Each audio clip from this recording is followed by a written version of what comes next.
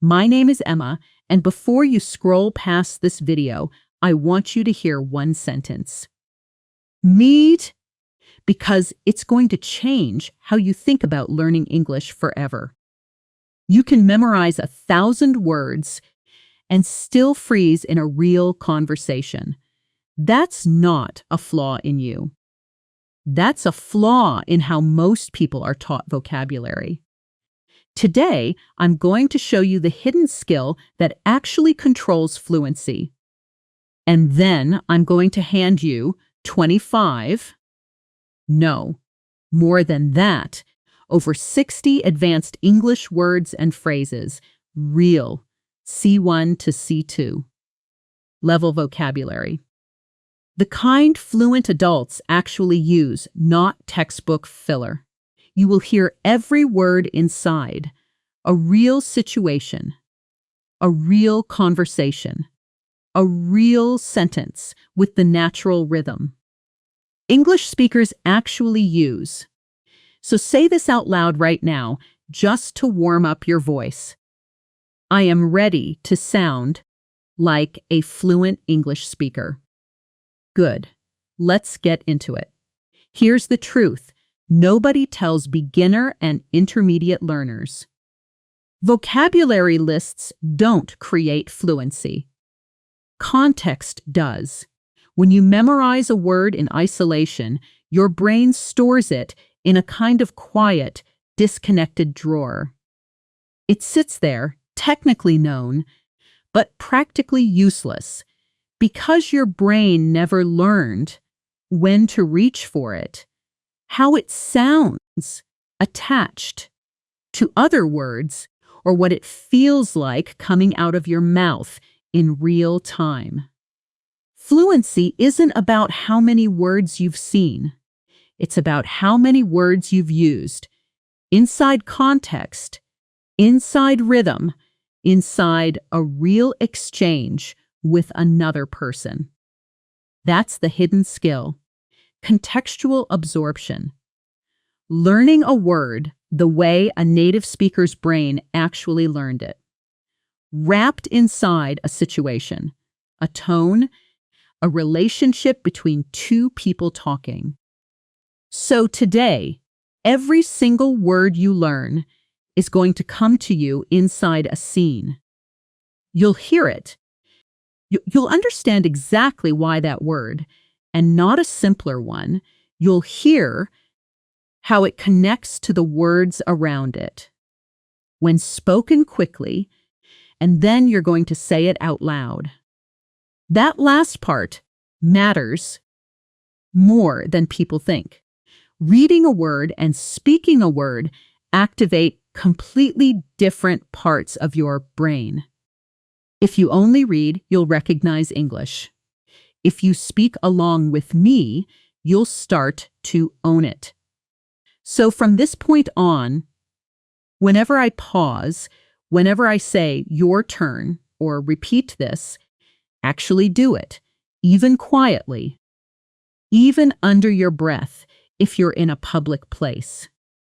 Your mouth needs the practice just as much as your mind does. One more thing before we start. I'm going to teach you real C1 to C2 vocabulary today, not repackaged, basic phrases, pretending to be advanced. If a word can already be said with an A2 or B1 word, we're not stopping there. We're pushing one level higher because that's what actually separates an intermediate speaker from a fluent one. Ready? Let's begin with the first block, and it's one that affects every single conversation you'll ever have. The vocabulary of emotion. The real, layered kind, not just happy and sad. Picture this. You walk into your apartment after a long day, and there's a small padded envelope sitting on the kitchen counter with your name on it. You didn't order anything. Your heart does a strange little flip.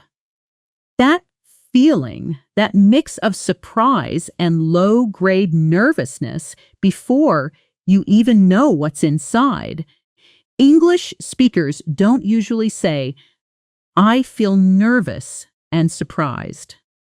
They reach for one word: apprehensive.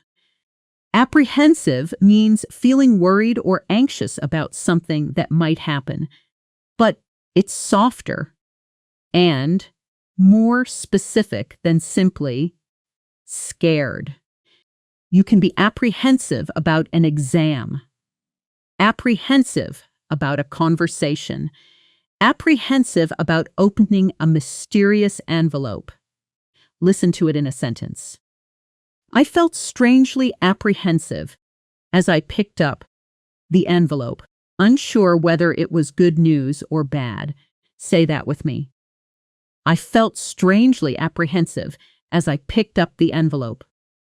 Notice the connected sound there. Picked up the. In fast, natural speech, that becomes picked up the, almost blending into one soft unit. Native speakers don't separate those words cleanly the way a textbook audio does. Say it slowly first. Picked up the. Now say it at natural speed. Picked up. Try it again, a little faster each time, until the words start to melt together the way they do in real conversation. Now imagine you open the envelope, and inside is a card from an old university. Friend you haven't spoken to in 3 years, congratulating you on a promotion you casually mentioned online. You didn't expect anyone to remember, let alone send something. That warm, almost overwhelming rush of happiness mixed with being touched by someone's thoughtfulness. That's when English speakers say they feel elated. Elated is stronger than happy. It's a peak emotion, a genuine high point. I was absolutely elated when I read her message. I hadn't expected anyone to remember. Your turn.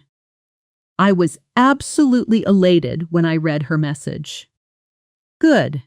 Let's build a short conversation around this scene because vocabulary sticks best when it lives inside dialogue, not a list. Imagine you're on the phone with a close friend telling her what just happened. Friend: "Hey, what's going on? You sound different, like something happened." You: "Actually, yes. I just got the sweetest card in the mail. Do you remember Claire from university?" Friend: "Claire, the one who used to organize all our study sessions?" You: "That's her. She remembered I got promoted, and she sent a handwritten card. I was honestly apprehensive when I saw the envelope. I had no idea who it was from." Friend: "And then?" You: "And then I read it, and I was completely elated. It's been years, and she still thought of me." Friend: "That's really touching. Not many people do that anymore." You: "I know. It made my whole week." Notice how that conversation moved through 6 lines, not 2 or 3, the way a real exchange unfolds, with reactions, follow-up questions, and a natural close. That's the shape of an actual English conversation, and it's what we'll keep building throughout this video. This is a. Let's add a third emotional word to this cluster because emotions rarely arrive alone. Imagine, a few days later, you're expecting a reply from Claire after writing back, and days pass with nothing. You start to feel a quiet sense of being let down, not angry, just a soft deflation. English speakers call this disheartened. Disheartened means discouraged or losing enthusiasms because something didn't go the way you hoped. I was a little disheartened when she didn't reply. I thought we'd finally reconnect. Say it with me. I was a little disheartened when she didn't reply. Notice the stress pattern here. We say disheartened with the strongest beat landing right on heart, which makes sense because the word itself is built from heart.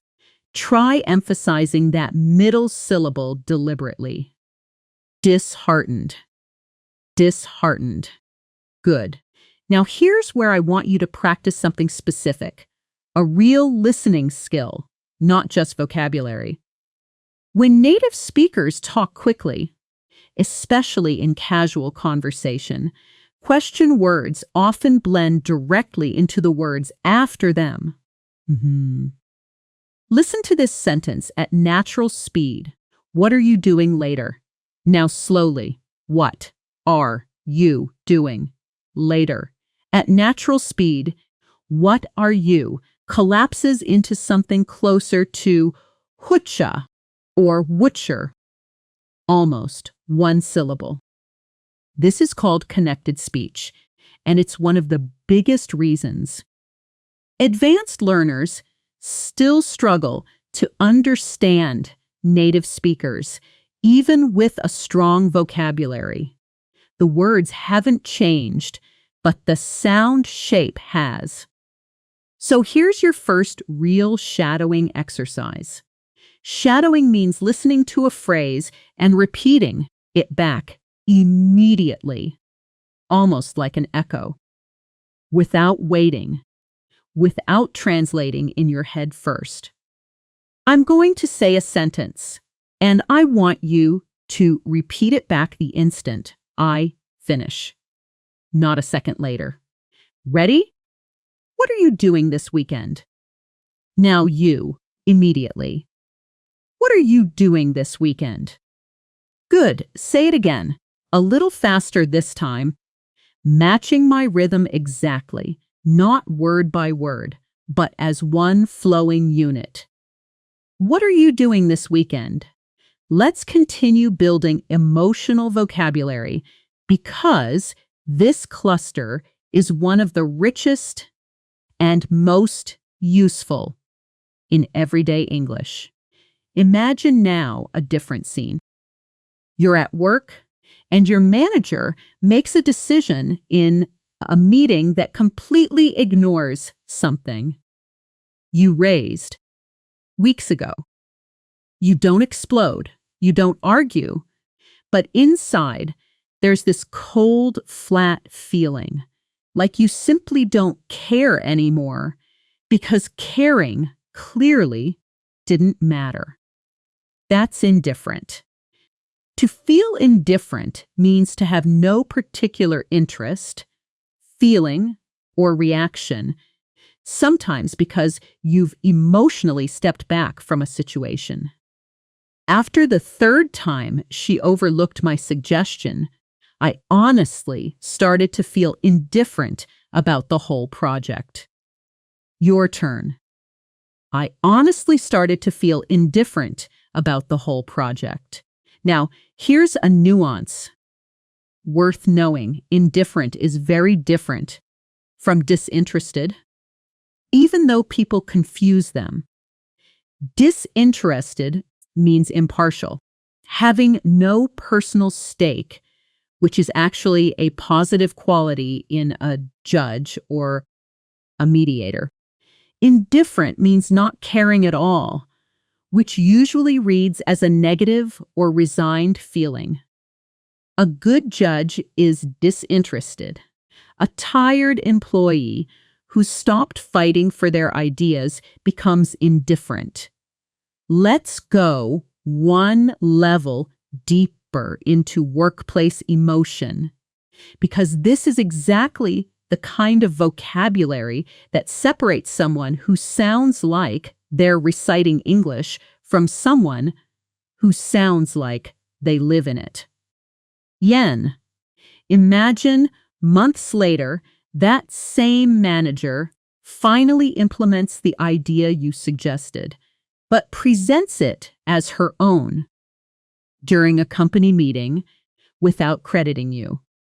Later, in private, she admits it was actually your idea all along, in front of the team.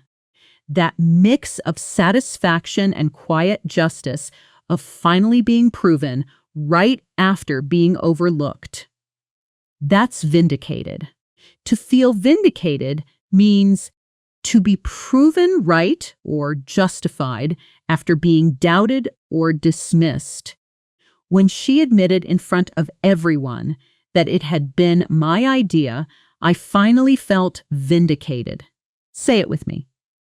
I finally felt vindicated. Notice the word carries weight. It's not just happy.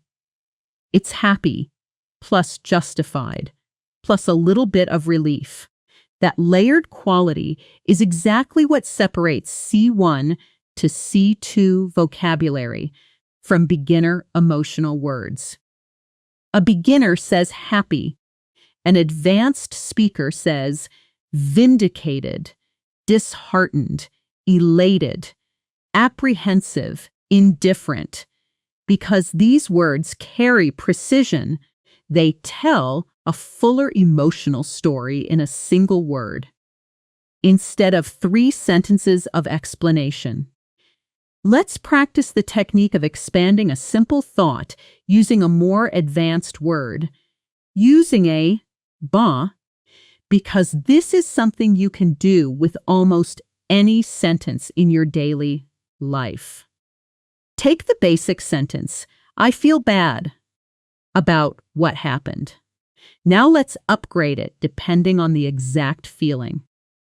If it's regret mixed with sadness, I feel remorseful about what happened. If it's a heavy, weighed down sadness, I feel disheartened by what happened. If it's a numb, don't care feeling, I feel indifferent to what happened now. Same starting sentence. 3 completely different, precise emotional truths, and 3 C1 level words doing the work that 3 long explanations would otherwise need to do. This is the entire secret behind sounding fluent. Not using bigger words to impress anyone, but using more precise words so you say exactly what you mean, faster and with less effort. Nice work so far. You've already learned 5 real, usable, advanced emotional words: apprehensive, elated, disheartened, indifferent, and vindicated. And you practiced 2 genuine connected speech patterns. That's real progress, and we've barely started. Let's move into our next block. Personality vocabulary, the words English speakers use to describe how a person behaves. Not just how they feel in a moment, but who they consistently are. Imagine you're describing a coworker to a friend, someone who checks every detail of a report 3 times before sending it, who never misses a small formatting error, who color codes their calendar. The basic word is careful, but that undersells it. The precise C1 word is meticulous. Meticulous means showing great attention to detail, extremely careful and precise. She's incredibly meticulous. She once caught a rounding error in a spreadsheet that 4 other people had already reviewed.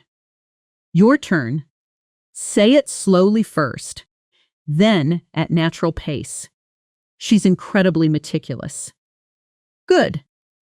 Now imagine a completely different coworker, one who's been through 3 rounds of layoffs, lost a major project, and still shows up every morning with genuine energy, ready to solve the next problem instead of complaining about the last one. The word for that quality isn't just strong, it's resilient. Resilient means able to recover quickly from difficulties, mentally tough, in a healthy, adaptable way. After everything the team went through this year, he's remained remarkably resilient. Say it with me. He's remained remarkably resilient. Notice the stress, resilient. The strongest beat falls on the second syllable. Try it again. Resilient. Resilient. Let's build a mini dialogue using both of these words, and this time, I want you to actually participate, not just listen. Imagine 2 colleagues talking quietly before a meeting. Colleague A: did you see the numbers Sarah put together for this presentation? Colleague B: I did. They're flawless. She's so meticulous, she even double-checked the currency conversion rates from 3 different sources. Colleague A: that explains why leadership trusts her reports so blindly. Colleague B: honestly, after the mess last quarter, I don't blame them. Now, here's where I want you to switch roles with me. I'm going to read Colleague A's next line, and then I want you to pause and answer as Colleague B in your own words, using either meticulous or resilient somewhere in your answer. Ready? Colleague A says, speaking of last quarter, how is James holding up? He lost his biggest client and had to start almost from 0. Now pause this video for a moment and answer out loud as Colleague B, using resilient in your sentence. Take your time. When you're ready, here's an example of what a fluent answer might sound like. Honestly, he's been surprisingly resilient. Within 2 weeks, he already had 3 new leads lined up. If your sentence was different from mine, that's completely fine. The goal isn't to match my exact words. It's to practice reaching for the target word naturally inside your own thought. Let's add a third personality word.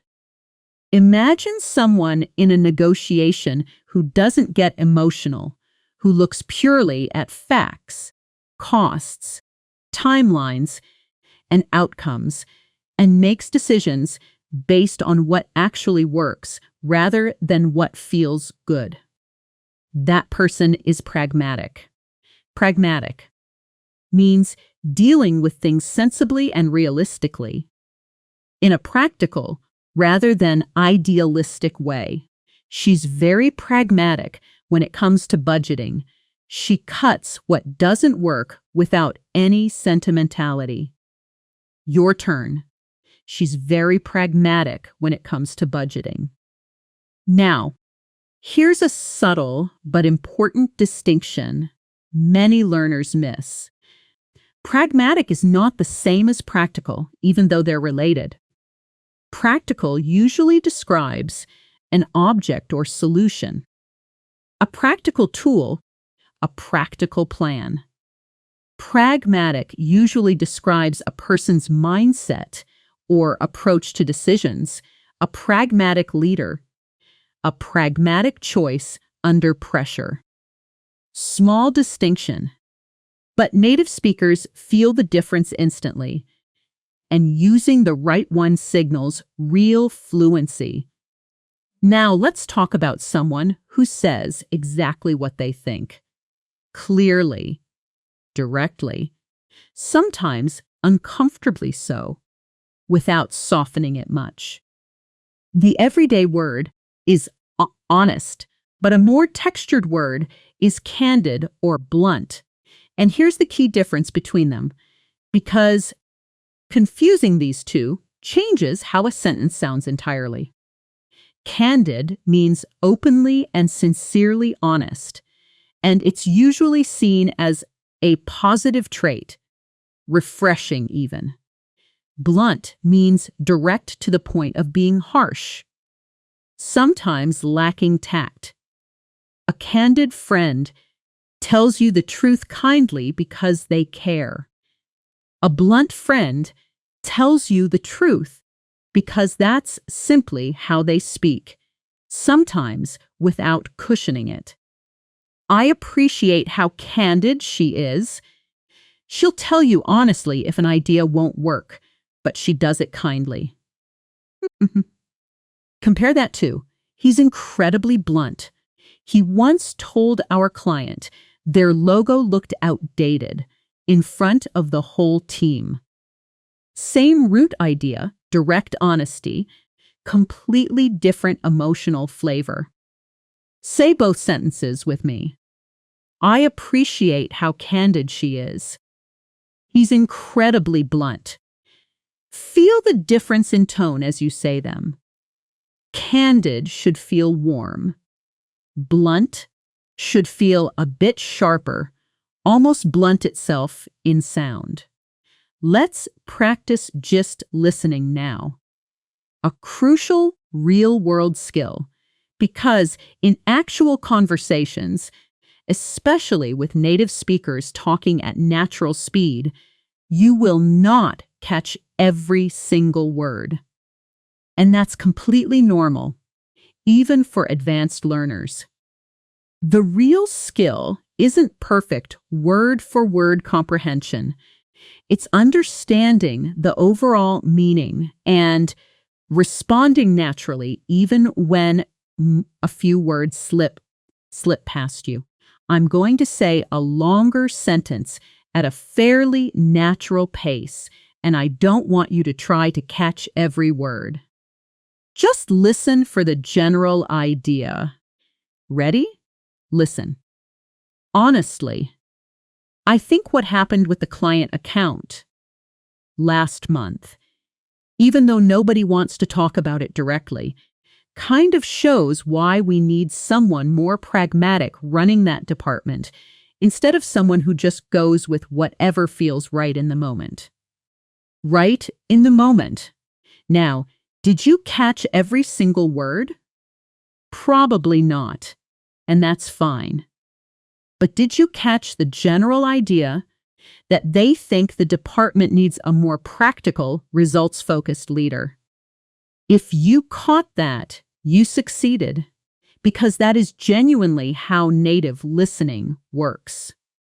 When you don't catch everything, the correct native reaction isn't panic.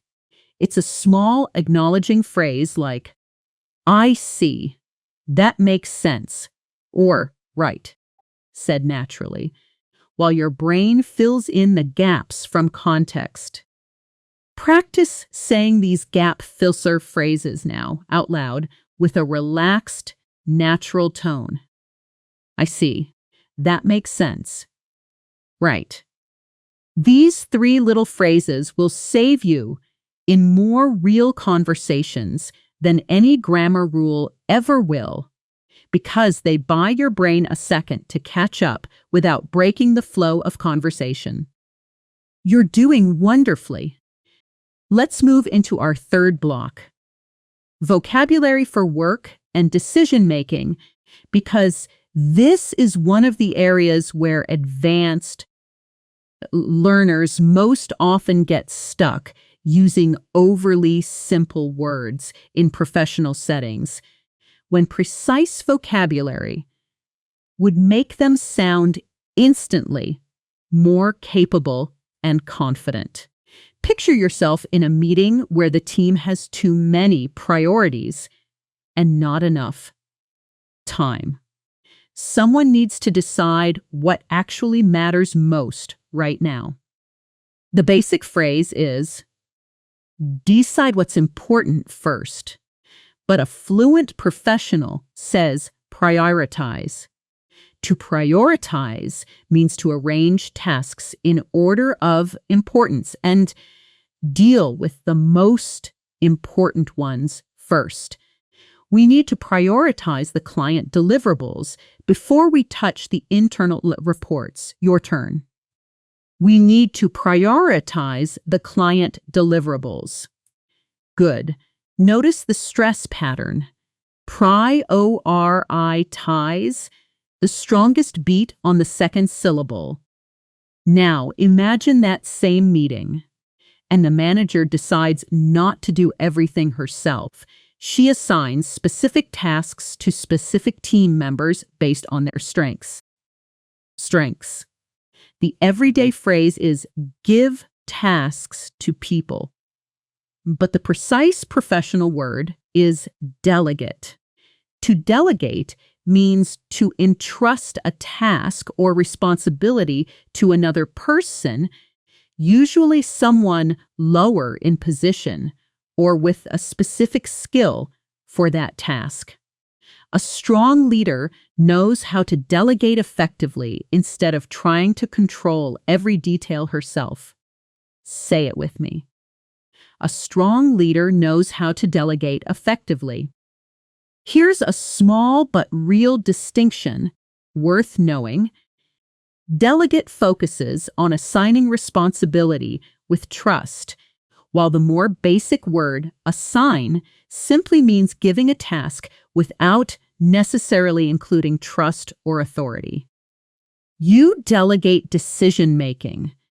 You merely assign paperwork. Feel that difference? Let's build a longer workplace dialogue now with a visualization to set the scene first. The way advanced conversations should always begin, dropping you directly into the moment, dram indi didi magen, rather than jumping straight into dialogue. Imagine a Monday morning meeting room. The smell of fresh coffee drifting from a cart near the door, a whiteboard still half covered in last week's notes, and 5 people sitting around an oval table, laptops open, waiting for the meeting to start. Allerger. Okay, before we dive into the numbers, I want to be upfront about something. We're behind on 3 major deliverables this month. Team member, that's concerning. What's the plan to catch up? Manager, honestly, I think the biggest issue is that I've been trying to handle too much myself. Starting today, I need to delegate more of the client communication. Team member. That makes sense. You've clearly been stretched thin. Who's taking over the accounts? Manager. I'm going to prioritize based on urgency. The biggest accounts go to Sarah, since she's the most meticulous with detail, and the newer, smaller ones go to James, since he's proven pretty resilient under pressure lately. Medium audit. Team member, that seems fair. Do you want us to report back daily or just flag anything urgent? Manager, just flag anything urgent for now. I'd rather you focus on the work than on updating me constantly. Team member, understood. I think this will actually help, honestly. Things felt a little chaotic before. Notice that dialogue ran 6 full exchanges. Back and forth. The way real workplace conversations unfold, with a real problem, a real decision, and a natural resolution, not just 2 short lines and done. Let's add one more essential work word. Imagine a process at your company that has too many unnecessary steps. 3 separate approvals step for something that should take 1. The basic phrase is, make it simpler. But the fluent professional word is streamline. To streamline means to make a process more efficient by removing unnecessary steps or complications. We streamlined the approval process, and now requests take 2 days instead of 2 weeks. Your turn. We streamlined the approval process. Nice. Let's now do a full connected speech and intonation moment, because workplace English is full of these natural sound patterns. Begins, and recognizing them changes everything about your listening comprehension. Listen to this common phrase at natural speed. What do you think we should do first? Now slowly. What do you think we should do first? At full natural speed, what do you often collapses into something like wadaya, and should we often blends into should we, almost seamlessly. This isn't lazy speech. It's simply how spoken English naturally flows, the same way certain sounds soften and blend in every language when people speak quickly and comfortably. Let's shadow this phrase together. Remember, repeat immediately. Don't wait. What do you think we should prioritize first? Now you, right away. What do you think we should prioritize first? One more time, a little faster. What do you think we should prioritize first? Let's also touch on sentence stress here, because in English, we don't say every word with equal weight. Certain words carry the meaning and get emphasized, while smaller connecting words get compressed and softened. Listen to the natural stress pattern in this sentence. We need to prioritize the salient work. Notice how need, prioritize, client, and work are the strongest, clearest words, while to and the almost disappear into the rhythm. Try saying it yourself with that same emphasis pattern. We need to prioritize the salient work. This stress pattern is exactly what makes native English sound musical instead of flat. And practicing it deliberately, even exaggerating it at first, will noticeably improve how natural you sound. You're doing genuinely excellent work right now. In just this first portion, you've learned real usable C1 to C2 vocabulary across emotions, personality, and workplace decision-making, practiced 2 separate connected speech patterns, done a live shadowing exercise, practiced gist, listening with natural gap filler phrases, and even worked through a full 6-line workplace dialogue with a role switch moment. This is exactly the kind of layered, contextual learning that actually builds real fluency, not just recognition. We're going to keep going, moving next into conflict and disagreement vocabulary, technology and modern life vocabulary, travel and social situations, learning and communication vocabulary, and a set of commonly confused advanced words that trip up even confident speakers, followed by real phonetic drills. A full self-practice exercise using your senses, and a final fluency round to lock everything in. Take a breath, Maybe stretch your shoulders for a second. And when you're ready, let's continue building your vocabulary and your ear. For real. Natural English. Imagine now a slightly tenser scene. You're in a meeting, and two colleagues clearly disagree about how to handle a client complaint. One wants to offer a refund immediately. The other thinks that sets a bad precedent. Voices stay calm, but the tension in the room is obvious. The basic word for someone who handles this kind of moment well is nice, but the precise word is diplomatic. Diplomatic means dealing with people in a sensitive and tactful way, especially during disagreement. Careful not to offend while still being clear. She handled the disagreement so diplomatically, both sides walked away feeling heard. Your turn. Say it slowly, then at natural pace. She handled the disagreement diplomatically. Notice the rhythm. Diplomatically, the stress lands firmly on ma, and the ending softens quickly, almost swallowed in fast speech. Diplomatically becomes something closer to diplomatically, with the final syllables barely there.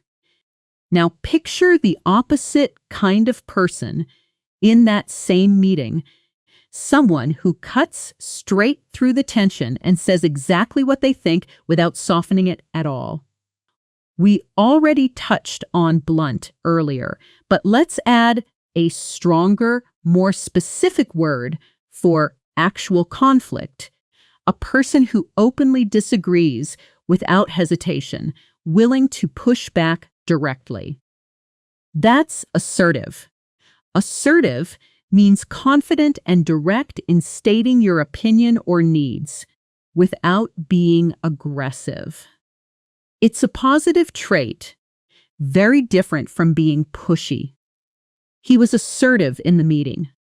He made his objection clear, without raising his voice or attacking anyone. Say it with me. He was assertive in the meeting. Here's an important nuance. Assertive is not the same as aggressive, even though learners often blend them. Assertive means standing your ground respectfully. Aggressive means forcing your way through, often at someone else's expense. A good negotiator is assertive. A bully is aggressive.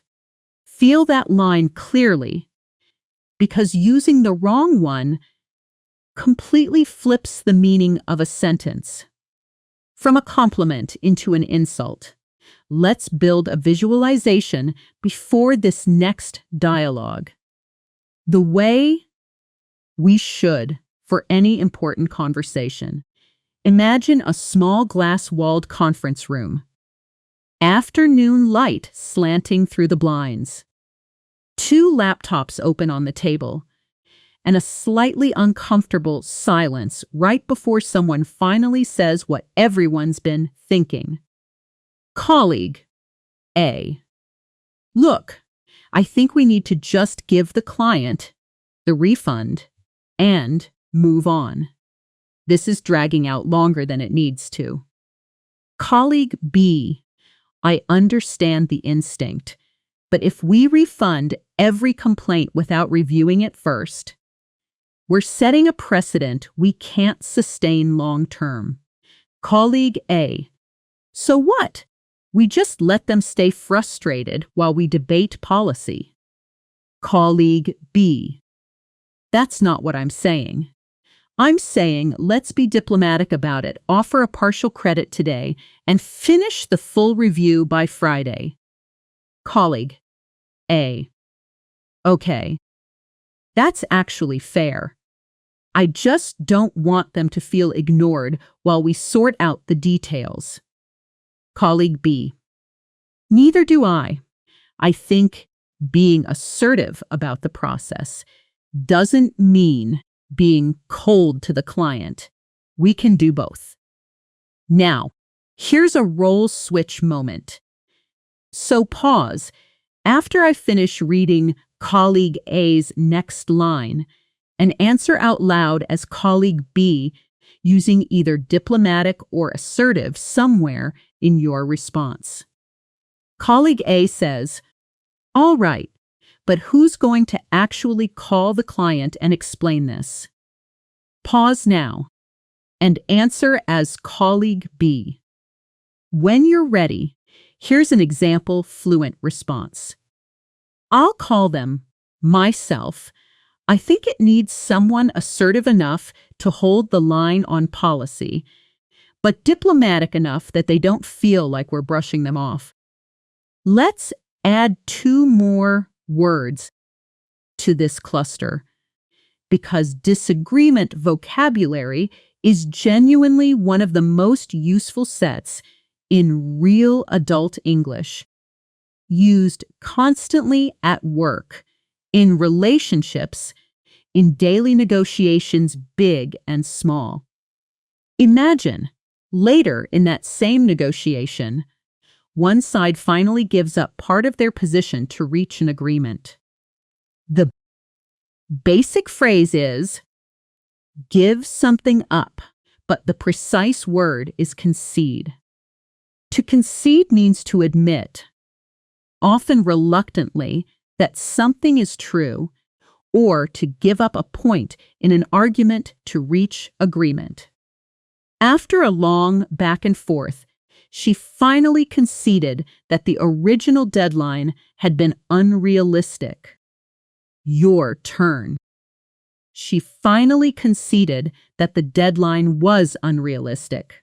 And imagine the version where, instead of calming down, the disagreement gets worse. Voices rise. People start interrupting each other. The basic phrase is, get worse, but the precise word is escalate. To escalate means to increase rapidly in intensity or seriousness. What started as a small disagreement about deadlines quickly escalated into a full argument about workload across the entire team. Say it with me. The disagreement quickly escalated.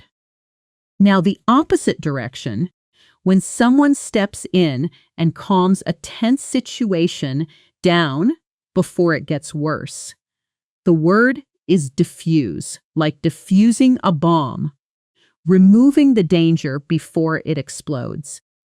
He managed to diffuse the tension in the room just by acknowledging both sides had a valid point. Your turn. He managed to diffuse the tension in the room. Notice these 4 words together tell an entire story arc on their own. Tension can escalate. Someone assertive or diplomatic can diffuse it, and eventually, one side may concede a point to reach resolution. That's the power of precise vocabulary. 4 words doing the narrative work of several long sentences. Let's do a phonetics moment here, because disagreement conversations in English carry very specific intonation patterns that completely change. Meaning, even when the words stay the same. Listen to this sentence with rising intonation at the end, like a genuine question. You think that's fair? Now listen to the exact same words, but said with falling intonation, which turns it into more of a challenge or a statement of disbelief. You think that's fair? Hear the difference? Rising intonation invites a real answer, softer, more open. Falling intonation on the same words can sound almost confrontational, closing the conversation rather than opening it. This single intonation choice, rising versus falling, can be the difference between sounding curious and sounding combative, even with identical words. Practice both versions out loud right now. First, genuinely curious, rising at the end. You think that's fair? Now, more skeptical, falling at the end. You think that's fair. Notice how your own voice naturally shifts tone and even facial expression between the two. That's intonation. Doing real communicative work, something a vocabulary list alone could never teach you. Let's finish this cluster with one more critical word. The moment after conflict, when two people who disagreed find their way back to a working relationship. The basic phrase is, become friends again. But the mature, professional word is reconcile. To reconcile means to restore friendly relations between people after a disagreement, or to make two different ideas or facts compatible with each other. After the heated meeting, the two managers reconciled over coffee and agreed to communicate more directly in the future. Your turn. They reconciled over coffee the next day. Excellent work. That's real progress. You've now got a complete emotional and conflict vocabulary arc. Diplomatic, assertive, concede, escalate, diffuse, and reconcile. 6 words that will genuinely upgrade how you navigate disagreement in English. Whether at work, with friends, or in daily life. Let's shift now into technology and modern life vocabulary, because this is a cluster most competing channels either ignore completely or reduce to basic words like fast and easy, when the reality of modern digital life deserves far more precise language. Imagine your phone buzzing constantly through the afternoon. 3 different apps, 5 different notifications, and by evening you can barely focus on anything because your attention has been pulled in so many directions. The basic phrase is too many notifications, but the precise, very modern word is overwhelmed. To feel overwhelmed means to have such a large amount of something that you cannot deal with it properly mentally or emotionally flooded. By 6 p.m., I felt completely overwhelmed by notifications. I hadn't had 5 uninterrupted minutes all day. Say it with me. I felt completely overwhelmed by notifications. Now, here's a nuance worth noting. Overwhelmed can describe both a genuinely negative state, like the one we just described, and occasionally a positive one, like being overwhelmed with joy at a surprise party. Context, as always, decides the emotional flavor. Now imagine 2 separate apps on your phone that you wish worked together automatically, your calendar and your task list, for example. But right now, you have to update both manually every time something changes. The basic phrase is, make them work together. But the precise tech context word is integrate. To integrate means to combine 2 or more things so they work together as one unified system. Once we integrated the calendar app with our task manager, scheduling became almost effortless. Your turn. Once we integrated the 2 apps, everything became easier, Let's build a modern, relatable scene around this vocabulary with a short visualization first. The short visualization first. Imagine sitting at your kitchen table. Laptop open. 3 tabs of a spreadsheet. Your phone buzzing beside your coffee cup.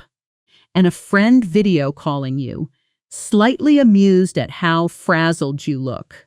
Friend, you look exhausted. What's going on? You, honestly, I'm just overwhelmed.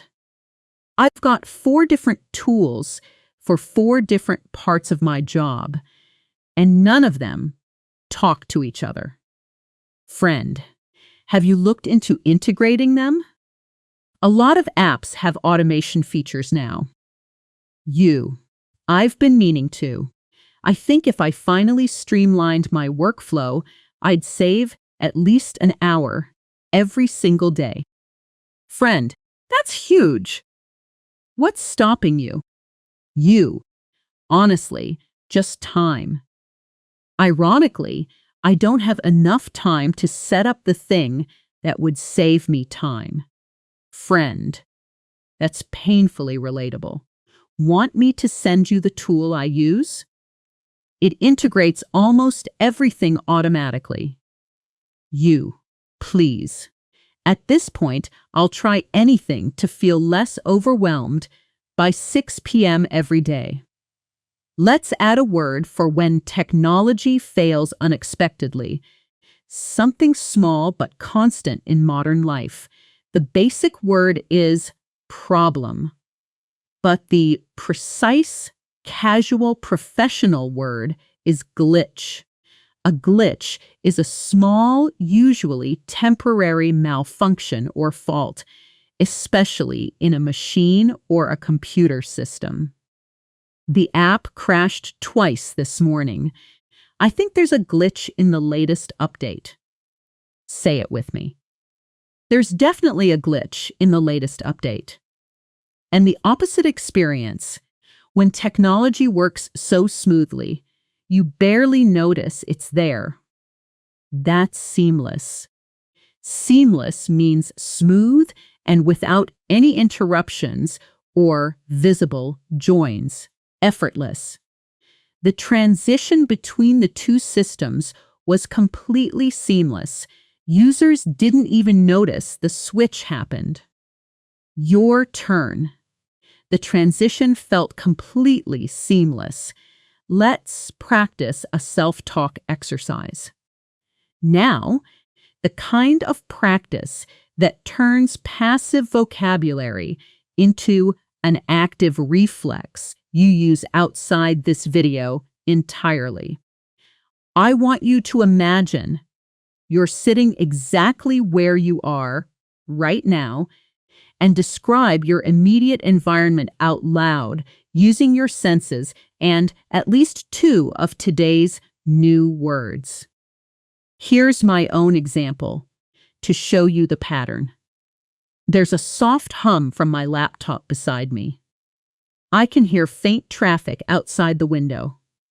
My coffee has gone cold, and honestly, I feel a little overwhelmed by how long my to-do list has gotten today, but at least this part of my afternoon, learning with you, feels completely seamless. Now it's your turn. Pause the video, look around you, and describe 3 things you notice using your senses, sight, sound, feeling, and try to naturally include 1 emotional or tech word from today. Overwhelmed, seamless, elated, indifferent, whatever genuinely fits your moment. Take your time. There's no wrong answer here. The goal is simply reaching for these words outside of a scripted sentence. Nice work.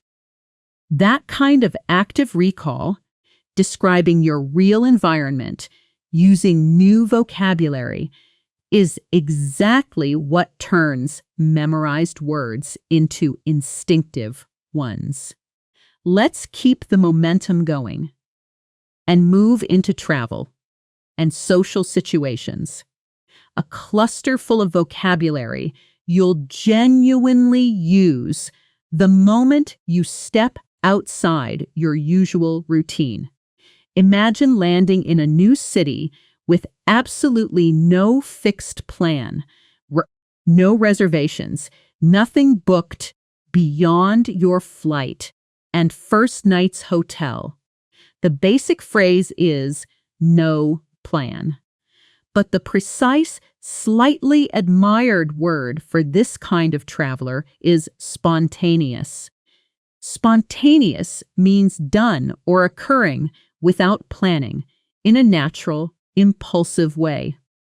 We decided to be completely spontaneous on this trip.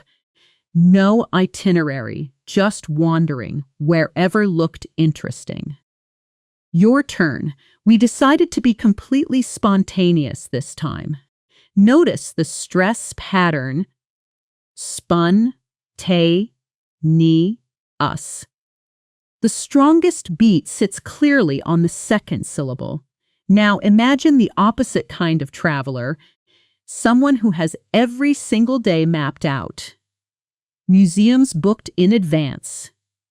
Restaurants reserved. Trains scheduled down to the minute. The word for that detailed travel plan is itinerary. An itinerary is a planned route or schedule for a journey, listing the places to be visited in order. She sent me a full itinerary before the trip, hour by hour, for all 5 days. Say it with me. She sent me a detailed itinerary. Here's a useful phonetic note. Itinerary is a longer word that many learners either rush through or mispronounce by adding extra syllables. Listen slowly first. I-tin-er-ary. Now, at natural speed, itinerary. Notice the middle syllables compress slightly. Er-ary almost blends into 2 quick beats rather than 3 separate ones. Try it a few times, slowly, then faster. Itinerary. Itinerary. Itinerary. Let's build a travel dialogues, starting with a visualization, because travel conversations almost always begin with a scene, an airport, a train platform, a hotel lobby.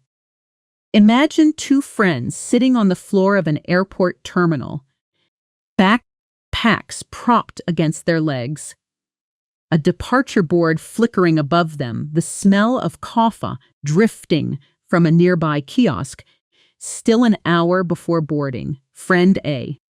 Okay, so what's actually on the itinerary for the first day? Friend B. Honestly, nothing yet. I was thinking we just land, drop our bags, and wander until something looks interesting. Friend A. Really? No plan at all?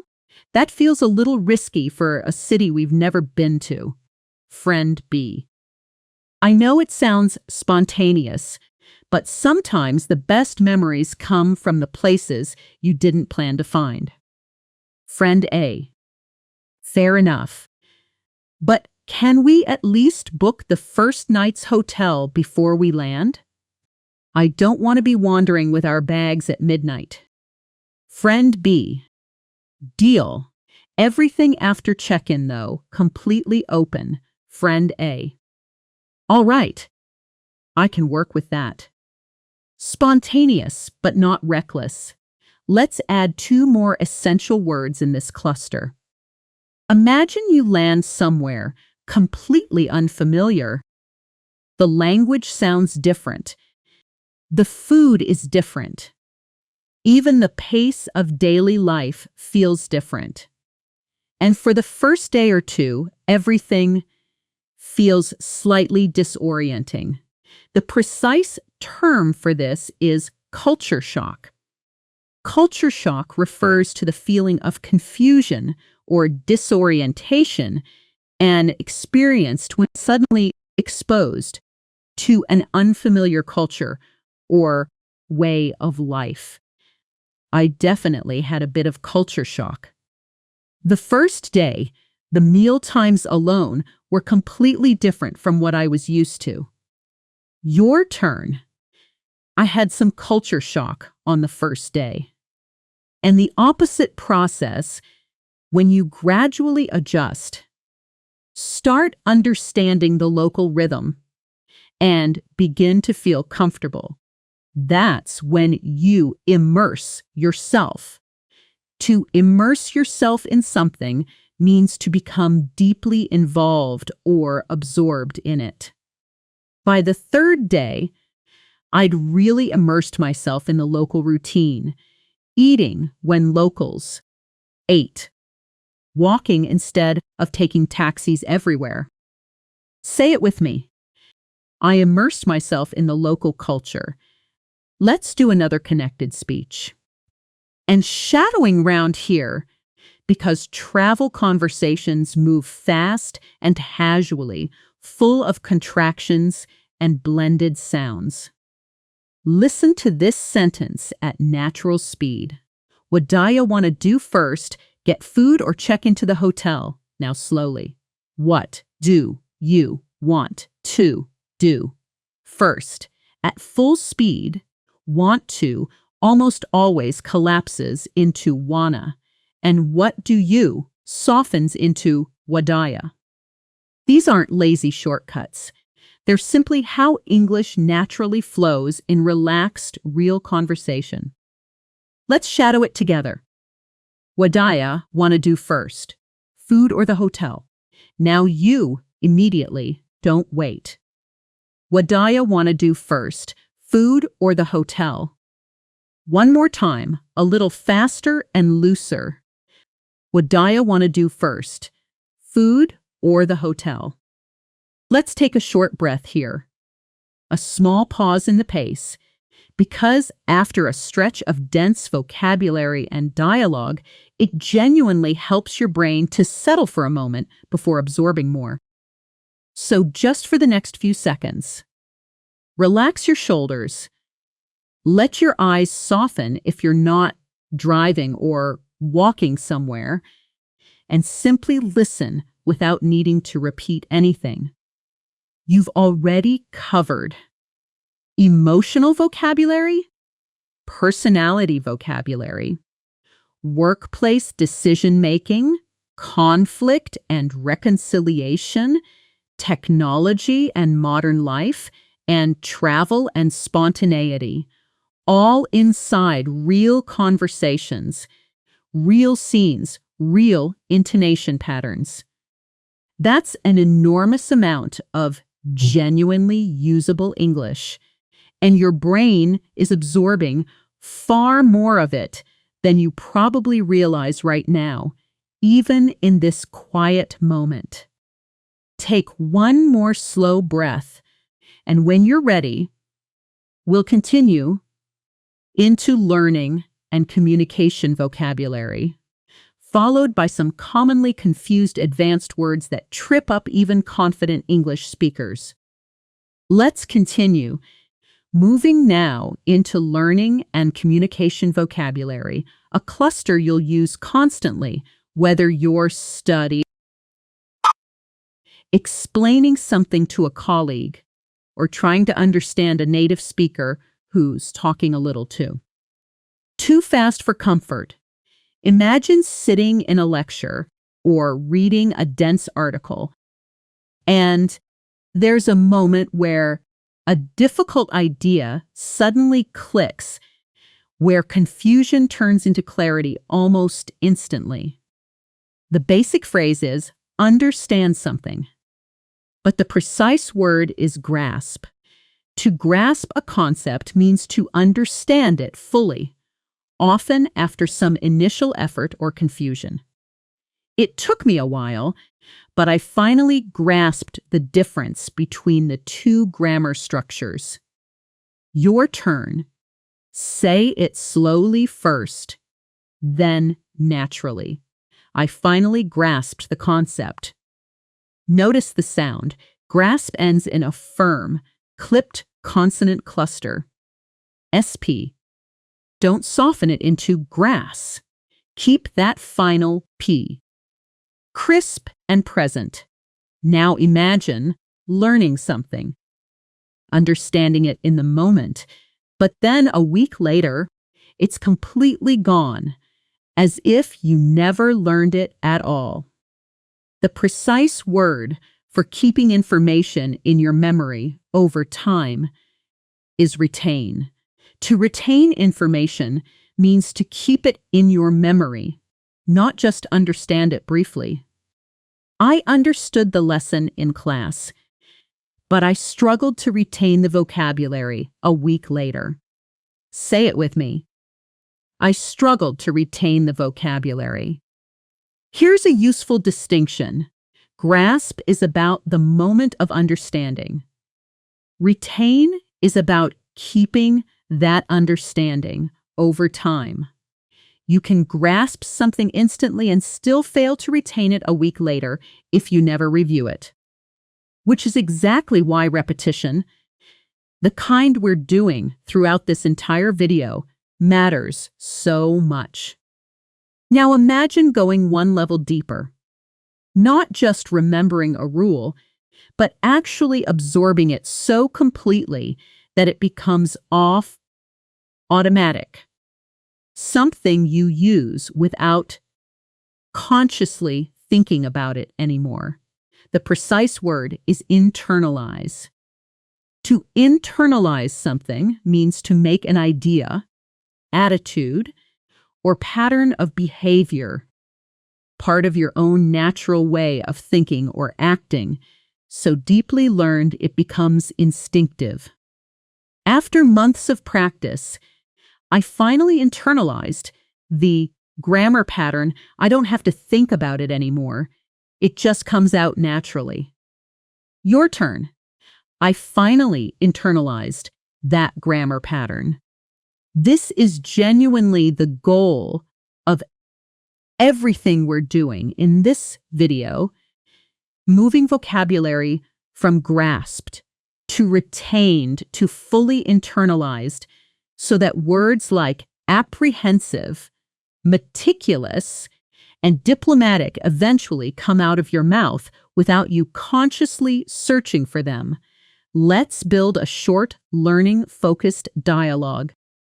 Yufan BBB Aben, with a quick visualization first. Imagine two students sitting in a quiet corner of a library. Laptops open, a half-finished coffee between them, one clearly more confident than the other about an upcoming presentation. Student A.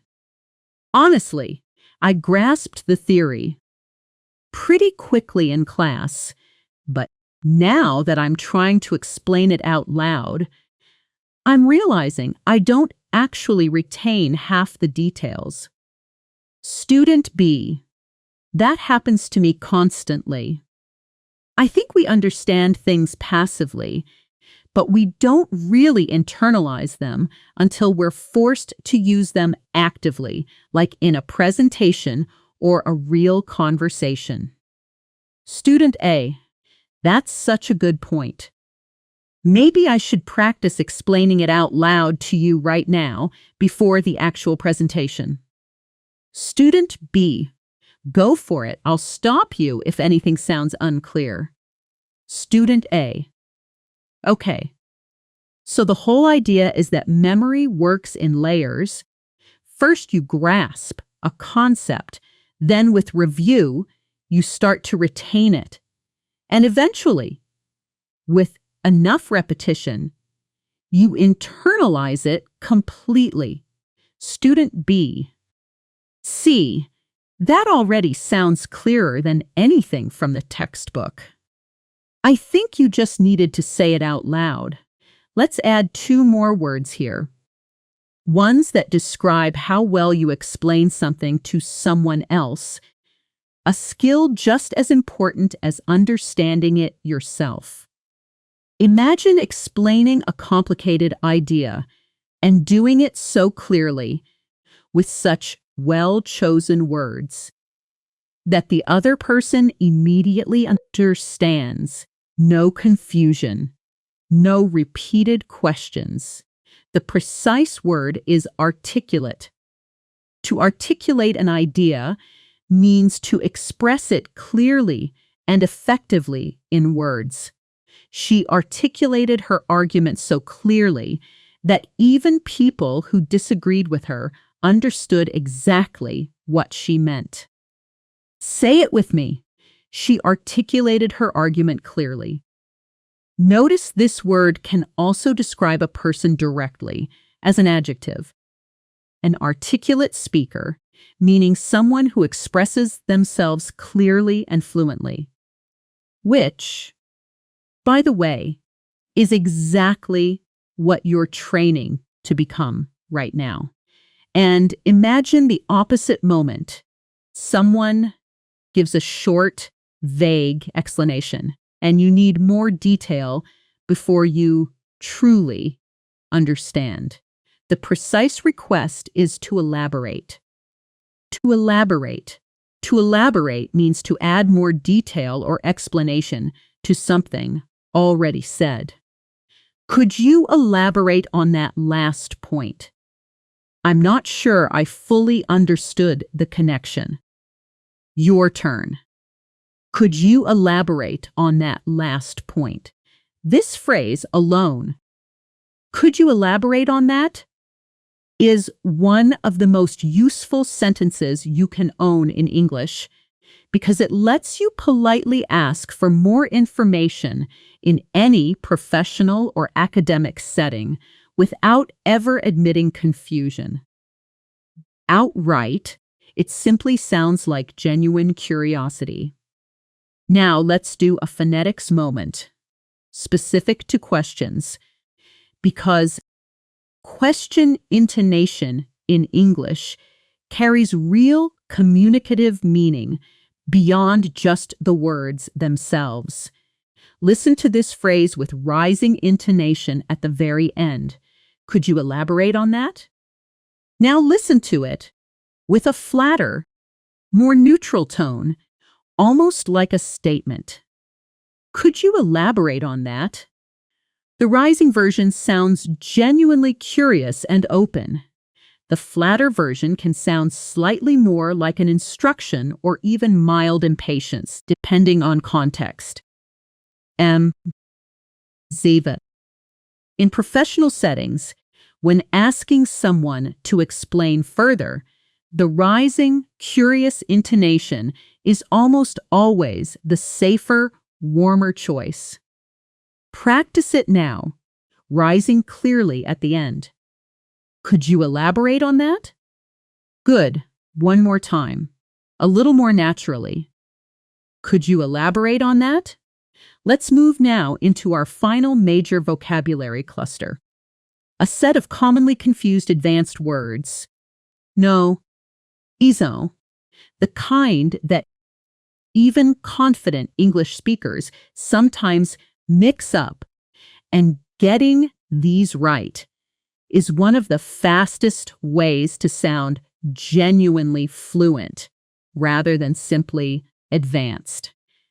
Let's start with envious and jealous. Two words people use interchangeably, but native speakers actually feel a subtle difference between them. Envious means wanting something someone else has, admiration mixed with longing, usually about possessions, achievements, or qualities. Jealous, more often, involves a fear of losing something you already have, especially in relationships, or a resentful reaction towards someone else's success that feels almost threatening. I felt a little envious of her new apartment. It's exactly the kind of place I've been dreaming about. Compare that to, he got jealous when she started spending more time with her new coworkers. Notice, Envious feels lighter, almost admiring. Jealous feels heavier, tied to insecurity or fear of loss. Say both sentences with me. I felt envious of her new apartment. He got jealous of her new coworkers. Feel that emotional weight difference as you say them. Next, let's clarify assume and presume, two words that seem nearly identical but carry a subtle confidence difference. To assume something means to accept it as true without proof, often casually, sometimes incorrectly.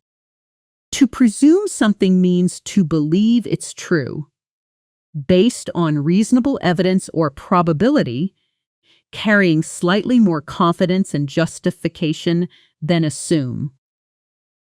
I assumed the meeting was canceled, since nobody mentioned it, though I wasn't actually sure. Compare that to, I presumed the meeting was canceled, since the calendar invite had clearly been deleted. Notice, assume can feel like a guess. Presume feels like a reasonable conclusion, backed by some evidence. Your turn, say both. I assumed the meeting was canceled. I presumed the meeting was canceled based on the calendar. Now, let's clarify. Convince and persuade. Two verbs about changing someone's mind, but used slightly differently in real English. Convince focuses on changing someone's belief or understanding, making them accept something is true. Persuade focuses on getting someone to actually do something. Take action, not just believe it. I convinced her that the new software was more efficient, so now she genuinely believes it. Compare that to, I persuaded her to actually switch to the new software, and now she's using it every day. Notice the pattern. You convince someone of something, or convince someone that something is true. You persuade someone to do something. Small grammatical difference, but it's exactly the kind of detail that instantly signals advanced fluency. Say both with me. I convinced her that the new plan was better. I persuaded her to try it herself. Let's add one final confused pair, affect and effect, which trip up even native speakers in writing. Though, the spoken difference is more about grammar than pronunciation. Affect is almost always a verb, meaning to influence or have an impact on something. Affect is almost always a noun, meaning the result or consequence of something. The lack of sleep really affected my focus today. That's the verb describing an action of influence. Compare that to the effect of the lack of sleep was obvious by the afternoon. That's the noun describing the result itself. A quick trick many fluent speakers use mentally. Affect is an action. Both start with A. Effect is the end result. Both start with E. Say both sentences with me. The lack of sleep affected my focus. The effect was obvious by the afternoon. Excellent work. You've now covered an incredible range of precise vocabulary. Real emotional depth, personality description, workplace decision-making, conflict resolution, technology, and modern life, travel, and spontaneity, learning and communication, and 4 genuinely tricky, confused word pairs that most learners never get explained clearly. That is a huge layered vocabulary foundation, and every single word arrived inside a real scene, a real conversation, or a real distinction, exactly the way fluent brains actually store language. Let's now do our self-practice exercise again, because repeating this kind of active recall throughout the video is what actually locks vocabulary into long-term memory rather than short-term recognition. I want you to look around wherever you are right now and describe your surroundings out loud using your senses, sight, sound, feeling, and try to naturally include at least 2 words from this entire video. Any of them: apprehensive, resilient, pragmatic, diplomatic, escalate, integrate, spontaneous, articulate, whichever genuinely fits what you're noticing right now. Here's my own example again. To guide the pattern, I can hear a soft breeze outside. My desk light is a little too warm on my hands, and honestly, I feel surprisingly resilient today, even though my schedule has felt a bit overwhelming since this morning. Now it's your turn. Pause here and describe 3 real details around you, weaving in at least 2 of today's words naturally into your sentences. There's no wrong version of this. The goal is simply reaching instinctively for these words, preferred amps, outside of a scripted context, which is exactly how they eventually become part of your automatic vocabulary rather than words you have to consciously search for. Now let's move into our fluency round. A fast recap of everything you've learned today.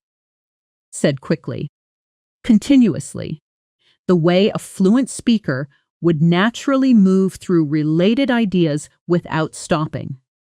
Listen first. Then I'll invite you to shadow the whole thing with me in shorter pieces. Here we go. Today you learned that feeling apprehensive before something uncertain is completely normal, and that being elated afterward feels even better when you allow yourself to actually notice it. You learned that even disheartening moments, the ones that leave you feeling indifferent for a while, eventually pass, especially if you stay resilient the way a strong, adaptable person does. You learned that being meticulous and pragmatic makes you more effective, while being candid, rather than simply blunt, makes you more likable. You learned that disagreements can escalate quickly, but a diplomatic, assertive approach can diffuse tension before someone has to concede unnecessarily, eventually leading 2 people to reconcile. You learned that modern life constantly makes us feel overwhelmed. But when our tools finally integrate and our workflow becomes streamlined, things start to feel almost seamless again. Glitches aside, you learned that travel feels richer when you allow yourself to be spontaneous, even with a rough itinerary, letting yourself experience a little culture shock before fully immersing yourself in something new. And you learned that real learning moves in stages. First, you grasp an idea. Then, with practice, you retain it. And eventually, With enough repetition, you internalize it so completely that you can articulate it clearly to anyone who asks you to elaborate. That was fast, I know. That's exactly the point of a fluency round.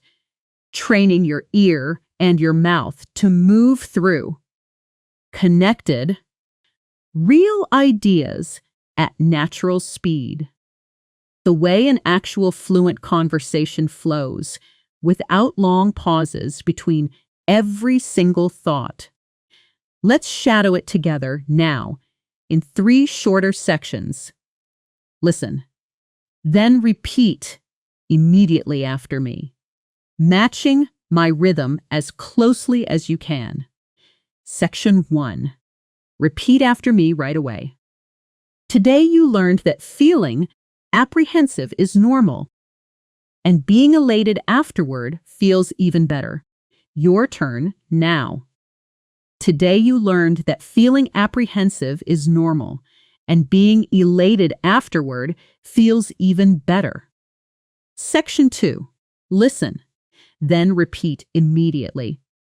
Being meticulous and pragmatic makes you effective, while being candid rather than blunt makes you likable. Your turn now. Being meticulous and pragmatic makes you effective, while being candid rather than blunt makes you likable. Section 3. Listen, then repeat immediately. Real learning moves in stages. You grasp an idea, you retain it with practice, and eventually you internalize it completely. Your turn now. Real learning moves in stages. You grasp an idea, you retain it with practice, and eventually you internalize it completely. Genuinely well done.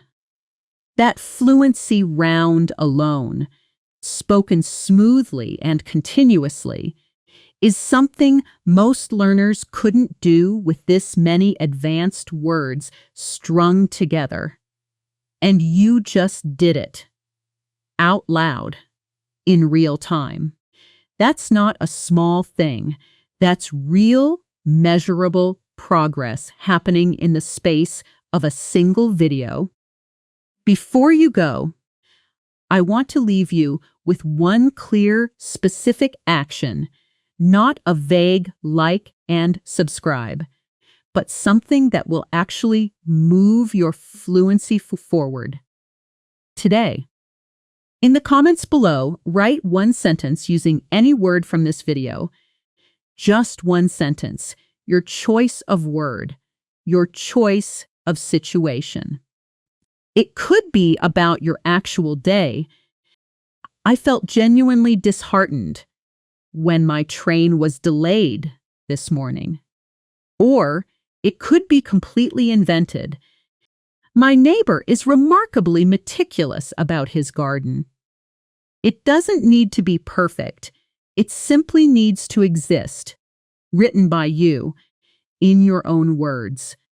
That single act of production, actually generating a sentence, instead of just recognizing one, is scientifically one of the strongest ways to move vocabulary from short-term recognition into long-term, usable fluency. I read every comment, and I will genuinely respond to as many of these sentences as I can, sometimes with a small correction, sometimes just encouragement. Because watching this community grow more articulate, one sentence at a time, is honestly one of my favorite parts of making these videos.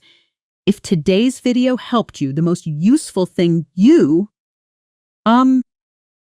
can do beyond writing that comment is come back tomorrow and do this again. Because fluency isn't built in one long video.